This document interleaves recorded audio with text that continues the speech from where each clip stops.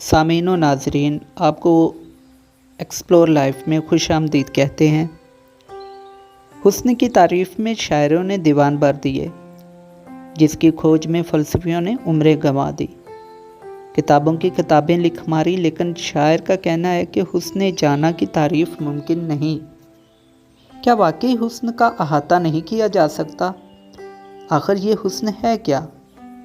کسی نے کہا حسن ترتیب کا نام ہے، کسی نے کہا حسن تناسب کا نام ہے، کوئی بولا حسن تکمیل کا نام ہے، کوئی بولا حسن دائمی خوشی اور سرشاری کا نام ہے، کوئی بولا حسن دیکھنے والے کی آنکھ میں ہوتا ہے۔ غرض ہر کسی نے استفسار پر حسن کا ایک نیا مطلب اور نیا مفہوم دریافت کرنے والے کے روبرو پیش کر دیا۔ جب ریاضی دان سے حسن کے بارے میں سوال کیا گیا تو جواب ملا 1.618۔ کیا واقعی حسن کو حساب کتاب میں ناپا جا سکتا ہے؟ جی بالکل، اور وہ بھی 1.618 کے تناسب میں۔ اس نمبر کو دنیا کا خوبصورت ترین نمبر بھی کہا جاتا ہے اور عرف عام میں یہ گولڈن ریشو کہلاتا ہے۔ اس گولڈن ریشو کا حسن کے معیار کے ساتھ گہرا تعلق ہے۔ ہم اپنے ارد گرد نظر دوڑائیں تو ہمیں کائنات کی ہر چیز میں ایک ترتیب، ایک توازن، ایک نظم و ضبط نظر آتا ہے۔ ریاضی دانوں نے یہ مشاہدہ کیا کہ انسانی اعضاء میں ایک تناسب پایا جاتا ہے جو بار بار حساب لگانے پر 1.618 پر ہی منتج ہوتا ہے۔ مثال کے طور پر ہماری انگلیوں کی پوروں سے کلائی تک کی لمبائی اور کلائی سے کوہنی تک کی لمبائی کے درمیان نسبت 1.618 کے قریب آئے گی۔ کوہنی سے کلائی اور بازو سے کوہنی تک کی لمبائیوں کے درمیان بھی یہی نسبت ملے گی۔ اسی طرح ہماری ٹانگ کے دونوں حصوں میں بھی یہی نسبت موجود ہے۔ انسانی چہرے کی لمبائی اور چوڑائی کے درمیان بھی یہی نسبت ملتی ہے۔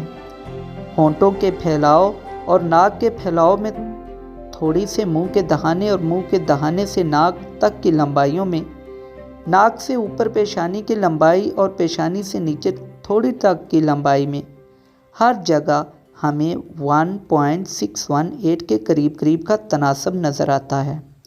حتیٰ کہ جدید تحقیقات نے ثابت کیا ہے کہ انسانی ڈی این اے کی ساخت میں بھی یہ ریشو کار فرما نظر آتی ہے۔ اس لیے ریاضی دانوں نے اس گولڈن ریشو کو انسانی چہرے کے خد و خال میں حسن کے معیار کے طور پر تسلیم کیا ہے۔ ڈاکٹر سٹیفن مارکوڈٹ نے اسی گولڈن ریشو کو استعمال میں لاتے ہوئے ایک چہرے کا سانچہ تیار کیا ہے جسے مارکوٹ بیوٹی ماسک کہا جاتا ہے۔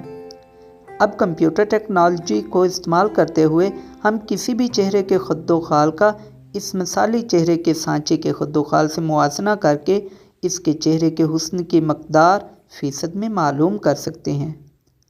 عموماً انسانی چہرے کے مختلف حصوں میں نسبت نکالنے سے جو جواب آئے گا وہ بالکل 1.618 کے برابر تو نہیں، لیکن اس کے آس پاس موجود ہوگا۔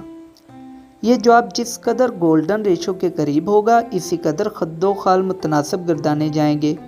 ہمارے دماغ کو چہرے کے خد و خال کی نسبت نکالنے میں اس قدر کم محنت کرنا پڑے گی جس قدر یہ نسبت گولڈن ریشو کے قریب ہوگی۔